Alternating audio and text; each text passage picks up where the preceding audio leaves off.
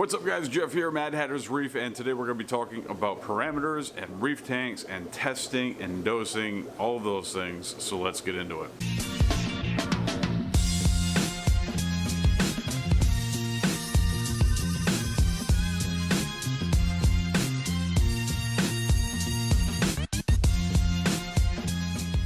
Alright, so the subject of reef tank parameters. This is a pretty loaded subject and has pretty much everything to do with any level of success with reef keeping. And what I want to talk about in this video is some of the bad habits that I have and share them with you guys, so hopefully that you can avoid developing bad habits.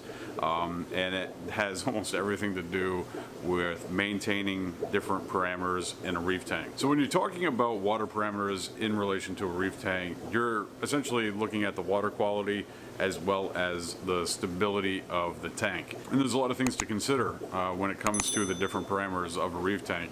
It almost feels like a reef tank is moving to disaster at all times. If I could rename the business, I probably would call it Murphy's Law Aquatics. Somebody enjoy that one if you're looking to set up a fish store.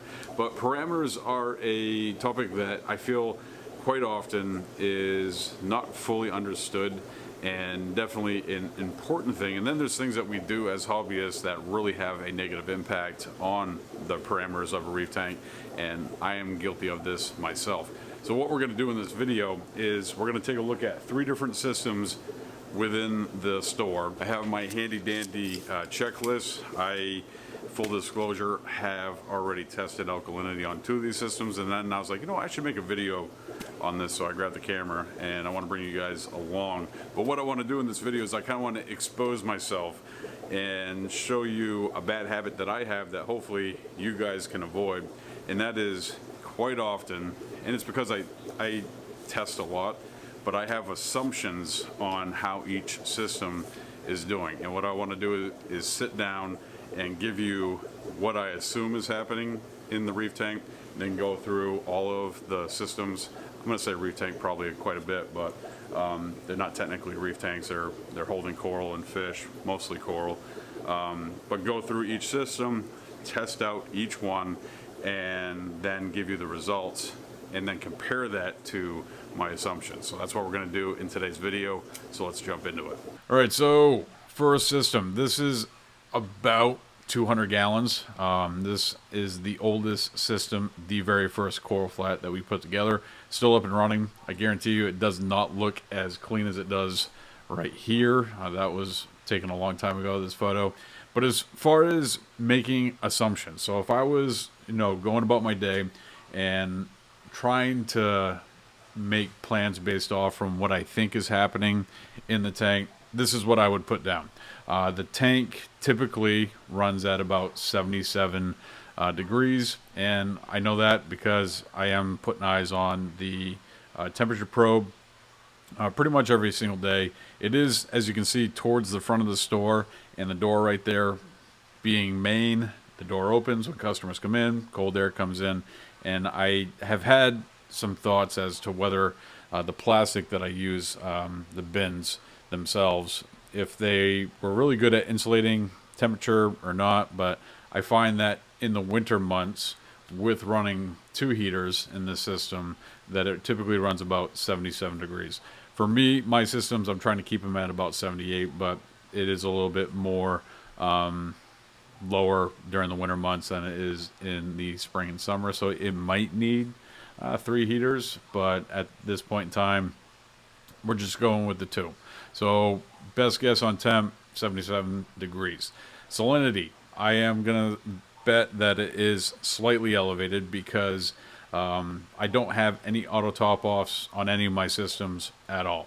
And the reason for that, especially with the coral systems, or even, the fish and invert systems, is because I am selling stuff. So as the day goes, I'm bagging water and customers are bringing the water with them. Then I will replenish as needed. But I typically have like 3 top-off times throughout the course of a day.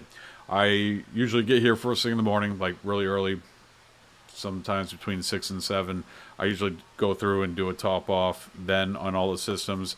Then the store opens later in the afternoon. I will do a top-off again then. I I have lines that I'm trying to hit on all of my sumps, and then I will top off at the end of the day, outside of selling coral throughout the day, and then topping off with saltwater. The 3 points in which I am topping off, that's not fair to say that. So like the first 2 top offs, which there has been no water removed from the system, I am assuming that it is evaporation, and I go in there and I'll top off with RO water. The end of the day, I usually will make any corrections that I need to, whether I'm adding salt or fresh to the system. I try not to add more than a gallon to a 200-gallon system at a time, and then we'll make adjustments so that we're set back to what I expect it to be, which is 35 parts per thousand at the end of the day, and then evaporation happens over the course of the night. I would like to at least experiment on one of these systems that we're going to talk about. Have 2 auto top off systems, one that is introducing saltwater during business hours, and then one that is topping off freshwater on outside of business hours. It could lead to some problems because I do aquarium service, and sometimes I come in here first thing in the morning and I'm grabbing some coral out of there, grabbing some stuff out of there, bagging water, and if it was programmed to top off with fresh water during that time, that might be problematic. And that's why I haven't essentially put an auto top off on any of these systems, because I just prefer to do it manually. All right, so NO3. Historically, this system has struggled with nitrates and phosphates being pretty low. As of late, the algae has increased a little bit, and that could work for you or work against you, because if your nitrates and phosphates are being consumed by algae, then they're going to get depleted if you are not feeding to a huge extent. There's only 2 fish in this 200-gallon system as well, and that really, outside of the coral, which doesn't have a whole lot of bioload, those 2 fish don't have a lot of bioload either. I do feed the system with frozen food. I'll put mysis in there for the tangs. I do have a clownfish in a basket that I'm trying to get to host in anemones. They don't eat a whole lot. They don't make a whole lot of waste. So the nitrates and phosphates in the system have always been kind of low. I am seeing a increase in algae growth as of late. So I'm thinking that maybe, the phosphate might be a little bit higher than I expect. But that's me just making assumptions. But that's kind of the whole point of this exercise. Alkalinity, I do know that it is on point, and that's because I've been actively hand dosing alkalinity pretty much every night before I leave, and not a lot either. I'm doing just small amounts, but because of that, I'm testing alkalinity pretty often, and I kind of know the cadence in which the consumption, barring selling a bunch of coral or bringing a bunch of new coral in, which actually happened yesterday. We'll have to make adjustments, but that's part of, testing daily here at the store. And while we're on the subject of that, so things that I test for daily, I will test temperature daily. I will test salinity daily. And then alkalinity is pretty close to daily. I'd say, if not, maybe every other day. Just because alkalinity tends to be that one, subject or one parameter that is just kind of all over the place, and as the wind blows, it can change quite a bit. Calcium, on the other hand, tends to be a lot more stable, and I have not put calcium. It's been a week or 2 since I've tested calcium. I've been seeing a lot of new growth in a lot of the acros that are in the system, so I'm sure they're taking up more calcium. So this probably, we're outside of the range that we want to be at. I shoot for between 420 and 430, somewhere in there. And magnesium, out of the 3, those are like your core coral growing blocks.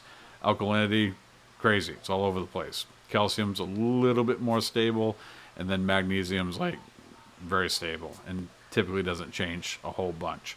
And I've only recently started testing magnesium because I dose just regular good old-fashioned calcium, and then I'm also using Fusion 1 and 2. Fusion 1 doesn't just have calcium in it. It also has magnesium and some other trace elements in there as well.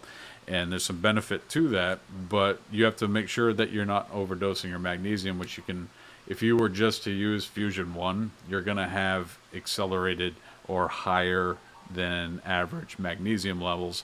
So I tend to bounce back between the two, between just a regular calcium product and then Fusion 1, because Fusion 1 will definitely put some stuff in there that is not in saltwater. But that's a topic for another video for another time.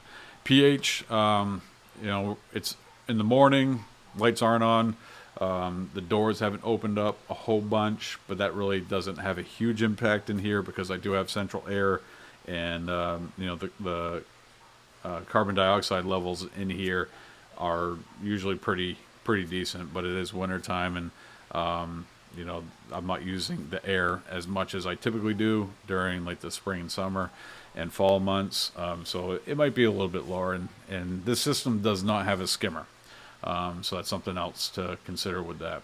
I tend to, because of the fact that the NO3 and the PO4 nitrates and phosphates tend to ride a little lower, I don't use a skimmer on this system, and haven't actually for quite a while. All right, next system. This is the youngest. This is, I guess you could argue that a little bit. This has been basically reset. This is the second oldest system in the tank.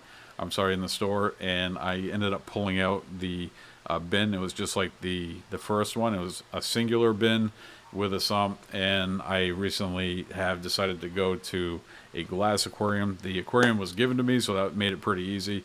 But I found that with the bins, kids weren't really able to see into the bins unless the parent picked them up.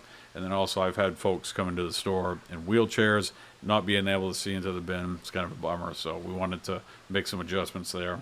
And then there's always been that thought for me with thinking that the plastic or polymer bins did not hold as much heat as the glass, but I'm starting to think that there might be the opposite actually happening, like glass is leaking temperature a little bit faster than the bins, but that's an side experiment that I've been working on. So the total volume of this system, I'm guessing, is about 100 gallons, based off of what I've seen for results as far as testing goes. I've had to make adjustments a little bit more, a little bit less, to kind of figure out what it actually would take from a reef tank calculator standpoint.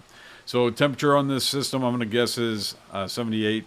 I think it does stay a little bit warmer just because it is glass, but I'm starting to lean the other way based off what I've seen through daily temperature checks.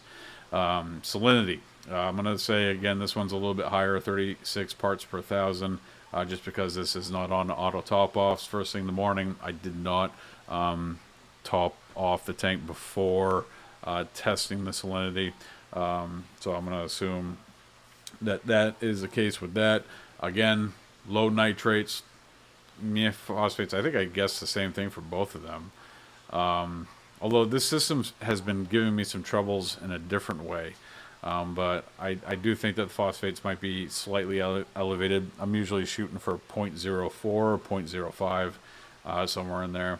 You do want some nitrates and some phosphates. I feel like, on the nitrate level, the NO3, 5 is still pretty low. I'd like to be a little bit higher than that. And I've been feeding, there's a pair of clowns in here. I do need some type of algae eater, just because the algae growth has picked up quite a bit in here. Even with the added flow, you can kind of see on the surface there, the surface tension being broken up quite a bit. But I need to get something in there just to help out a little bit. Alkalinity, definitely going to be a little bit higher. This is my SPS dominated system, so I've been very diligent about testing and dosing, just to make sure that that's staying where it needs to be. Calcium, haven't done much with calcium. I'm going to say that that's outside of the range because of some of the things that I'm seeing in the corals from a coloration standpoint, and then magnesium slightly lower as well. And pH should be on point on this system because the skimmer, that we're running on there, which is completely oversized. It's the Air Aqua Duo, which we've done a video on here in the channel. It's a favorite skimmer. That one is on the system, and it puts a tremendous amount of air into that water column. Not necessarily like micro bubble standpoint, but it is creating a lot of turbulence within the skimmer, which is definitely something that I like quite a bit. All right, so that is the youngest. I'm calling it the youngest system because it has been recently rebooted to this glass aquarium. And then this is the middle child of the store, also in the middle room. This is, I'm thinking about 150 gallon total water volume. This is probably my most favorite tank, but doesn't necessarily get the best maintenance from me. Middle child, often forgotten about. So the baby tends to get all the attention. The oldest, they're kind of pretty on their own. They kind of got things figured out. Like what you have to give them, not as much. It's kind of funny how that all ties in together with my tanks as well. So temperature on this system, I got 2 heaters in there. Should be about 78 degrees. 35 parts per thousand on the salinity. I do have a auto top. This actually is the only system in the tank, or I'm sorry, in the store that has an auto top off hooked up to it, even in comparison to the 300 gallon fiberglass system, which is outside of the scope of this practice. So it should be right in line with what I want it set at as far as a salinity standpoint. So again, this system is very much neglected. Needs, in my opinion, it has to need a water change at this point. It's probably been 2 weeks since I've tested anything. It tends to ride a lot dirtier than my other systems, but it is predominantly softies. So the running, like all those frags you can barely kind of see there, almost all of them are zoanthids. There's a lot of mushrooms in here. This is also my OG bounce grow out tank, and it's kind of geared towards those corals.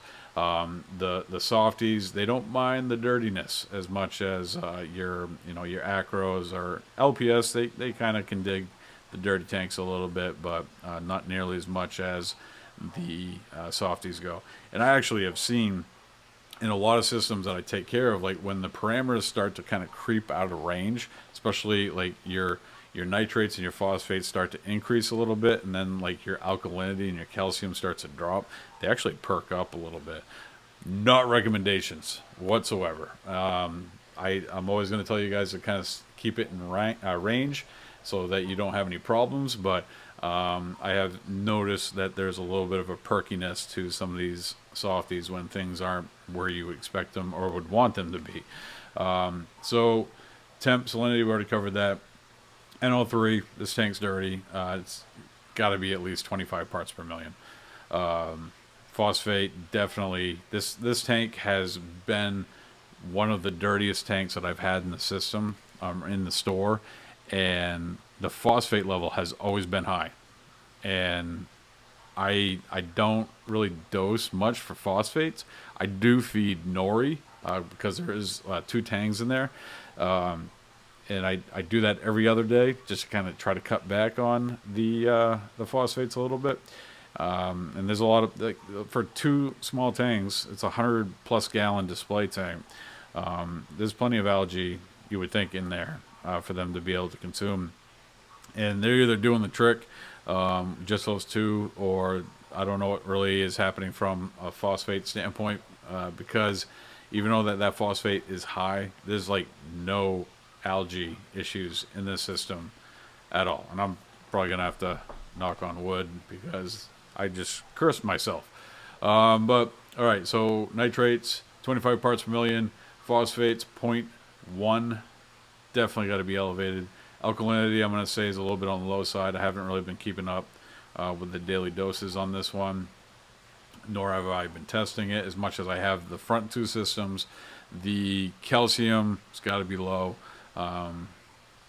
It has been low in the past. I've done some corrections here and there. This was actually a system that at one point I was trying to use the Fusion 1 a little bit more often because that Fusion 1 has rubidium in there, and rubidium can help zoanthid growth, torch growth, and it often is not put into salt. So definitely a element that I've been trying to get into the system a little bit more often, but haven't really checked the calcium in a minute. At one point I was actually looking for excuses to dose calcium in here, but there wasn't a lot of uptake because there's a few acros in here, and a really big colony of frog spawn, and that's about it. There's a bunch of not chalices, yeah, chalices. There's a bunch of chalices in here as well. I say a bunch, not many. There's a couple, 2-3. Magnesium, I'm gonna say, is a little bit low as well, as well as the pH, just because water quality is not where it really should be. All right, so we're here. We're gonna start doing our testing. This is a sheet that I print out that I go through and I'll log system A, B, C, D. I have 4 coral flats that I'll go through and I'll write down the time, the results, and any corrections I usually write over in here in the notes. And then a lot of times I don't do the correction like all in one shot. I'll break it up into smaller bits so it's not a huge swing, because like if your alkalinity is off and you want to correct it back to the range that you're looking for, it would be problematic to increase that over 1 DKH in a 24-hour period. So I tend to break it down, because especially in some circumstances, the consumption of alkalinity, or maybe there's some precipitation happening, you can lose some alkalinity relatively fast. And really, out of all the parameters that are listed here, salinity, temperature, alkalinity are probably the most, I don't want to say inconsistent, but they jump around a lot, and you kind of have to keep tabs on those. As a fish store owner, I am checking alkalinity, temperature, and salinity almost every single day. Hey, if this is your first time being here and you haven't hit that subscribe button yet, why don't you do that? When I was doing it as a hobby, I would check temperature every other day, salinity once or twice a week, especially if I had an auto top off, and then alkalinity, calcium. I never really paid attention to pH, NO3, and PO4, phosphate. I checked those once a week before I did my water change. And that's a really important thing. Before you do any type of corrections, whether it be dosing or water change, you want to make sure that you're sitting down and testing so you have a better understanding of what is happening in your system.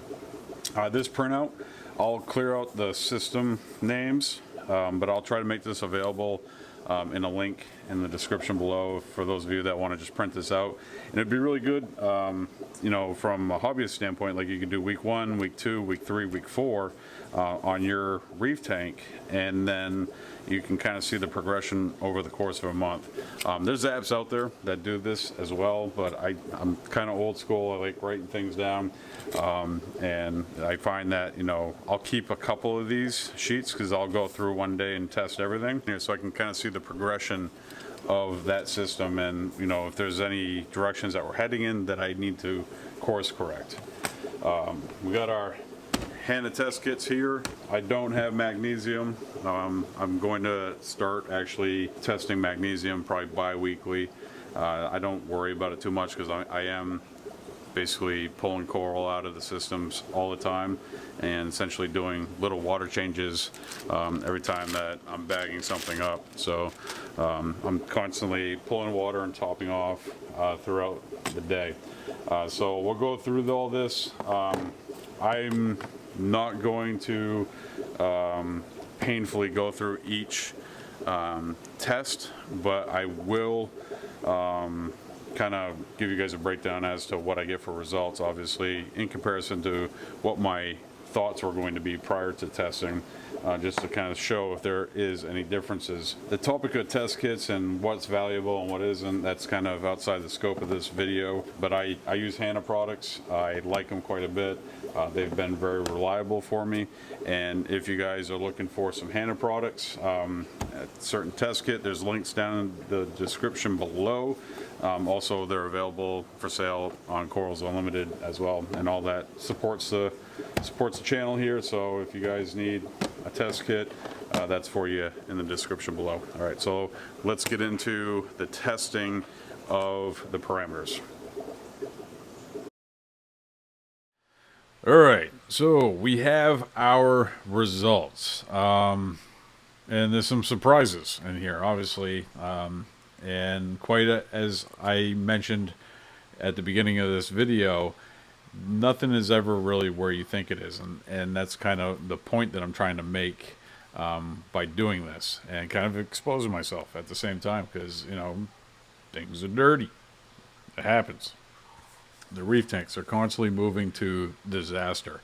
So for a system, the 200-gallon oldest system in the tank, we went through it real quick. Temp 77, salinity 36, NO3 5, phosphate 0.08, alkalinity 8, calcium 415 parts per million. Having a hard time reading here. Magnesium 1200 parts per million, and pH is 7.8. So that was my best guess. And here are the results. So the temp was pretty close. I use a temp gun. I know that isn't a really well agreed upon way of testing temperature, but I've tested it against other methods, and it is pretty accurate, especially for how low quality it looks. So the temp is 77.4, about where I expected it to be. Salinity, I was spot on with that. It needed to be topped off prior to testing the salinity, but I did top it off before I went into testing the other parameters, because I didn't want it to be condensed. I wanted it to be where it should be at the correct salinity. NO3, 0. Double-digit zeros. Yeah, it's a problem. So I haven't really seen a loss of coloration in any of the corals in here. I do feed the tank AB+, probably every other night to make up for the lack of NO3, but I didn't realize it was double zeros, which has been a problem. So I need to increase the feeding on this system a little bit. Phosphate 0.02 parts per million. Again, a lot lower than I thought, although that I wouldn't not accept that if the nitrates were like, let's say at like 7 or 10, somewhere in there. I would be like, yeah, that's all right, that's pretty good. So the trick is going to be for me is to increase the nitrates without over increasing the phosphates. And we're going to get into in a follow-up video series, which I'm going to make a playlist out of this one. This one's going to be kind of like the header, and I'm going to go into the way in which I'm going to correct each system over the next couple of weeks, and hopefully get some better results. And that's the key too, is you want to do it over the next couple of weeks. You do not want to make a correction or overcorrect in a 24-hour period, because your tank is not where you want it to be at based off your test results. So it's a slow process. It took you some time to get here. It's going to take you some time to get out. Alkalinity, I nailed it, which really I test it quite often. So I kind of know the consumption rate of the alkalinity, but I did get a large shipment of corals, which a lot of it went into the system, and I'm gonna have to keep an eye on that to see if there's an increase in alkalinity over the next couple of days. Calcium, way higher than I thought. I haven't dosed calcium for quite a while, and we're almost in problematic area. Not quite. I mean, I'm above where I want to be. Usually, I try to shoot for that 420 to 430 range. We're definitely higher, and really the only way that I'm going to get that down is through water changes. And I can't help but notice that if my magnesium, which is lower than I thought, has something to do with that calcium. Obviously, magnesium kind of keeps calcium in range. When you see instability in your calcium, it has to do with your magnesium not being in an ideal range, which we're slightly lower than we want to be. And then pH was lower than I thought too. Being first thing in the morning, lights not on while I did the testing. 7.8. I find that acceptable for this system, and it will increase as the day goes on. All right, system 2. So we went and did our guesses. 100-gallon system, temp 78, salinity 36, NO3 point. I'm not point 5 parts per million. Phosphate 0.08, very similar to the first system. These two systems have mirrored each other quite a bit. Alkalinity slightly higher because I am keeping a lot of SPS in this system. Not that there isn't some in the other system, the first system that we looked at, but I have been kind of trying to get to that 8.5 and 9 range to see what happens there. Calcium, I'm going to assume, is a little bit lower than I'd like. I haven't dosed it in this system for quite a while. And then magnesium, a little bit lower as well. And then pH, I'm going to guess that it's 8.1 because I am running a skimmer in here and it is putting a lot of turbulence or dissolved oxygen into the water. So hopefully that definitely helps out with that. So results. All right, so actual temp, a little bit lower than I thought, which I'm very surprised about, but I kind of had an inkling, a feeling, which isn't anything to hang your hat on, but a feeling that I'm not maintaining as much temperature in a smaller system with glass in comparison to the plastic or polymer bins that I've been using. And there's a 800 watt heater on this system, which should more than be all right for it could also be the way that I have it set too, so I should probably take a look at that anyways. And that's a good point there. I should probably take a look at the controller and see if I need to up it a little bit to kind of maintain a little bit more temperature, because I'm using a Finex 800 watt with the controller on this, and there is, like, I think a 2-degree variance between what you set it at and what it rides at, so maybe I should pay a little bit more attention to that. Salinity was spot on, which I'm not gonna shake a stick at, 1 part per 1,000. Nitrates lower than I expected. I'm gonna increase feeding probably to bump that up a little bit, but I'm gonna have to do something to address the phosphate in this, because that is, it's okay.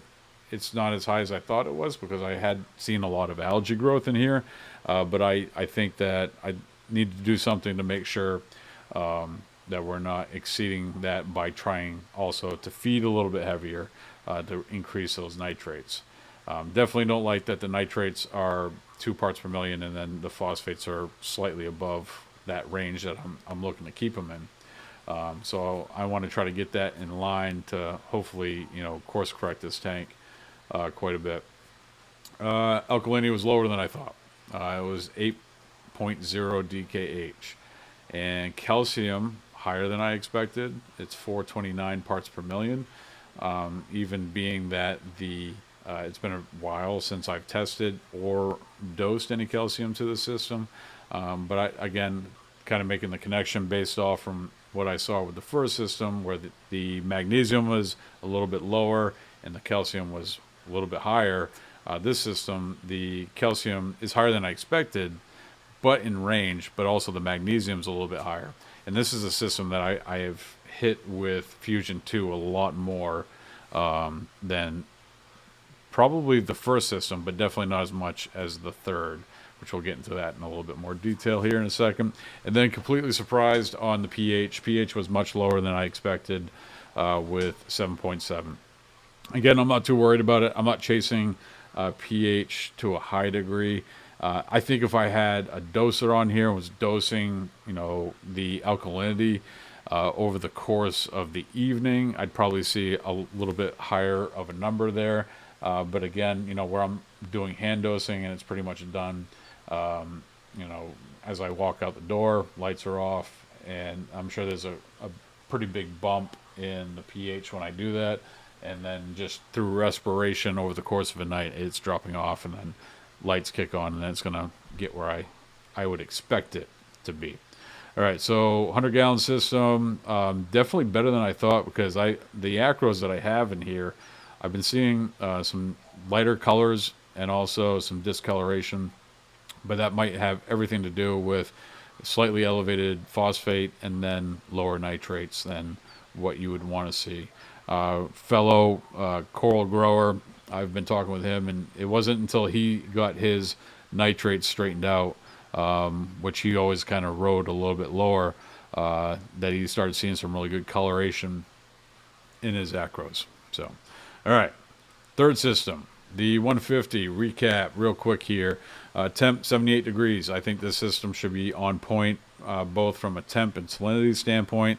I do have an auto top off on this, and I believe 2 heaters, 2 very large, oversized heaters. Again, dirty tank, 25 parts per million on the NO3 and 0.1 phosphate. I know, shame on me. Alkalinity gonna be lower. It's got to be. I'm not addressing it nearly as often as I should. Calcium low, magnesium low, pH low, all low. Right? We're wrong in all the directions except for temp and salinity. And results. All right, temperature, pretty spot on. 78.5. I'm happy with that. Salinity, a little bit watered down, more than I expected. 35 parts per thousand. Yeah, so I'm not worried too much about it, but lower than I thought, anyways, even with the auto top off. All right, nitrate, 41.1. It's pretty high. I know.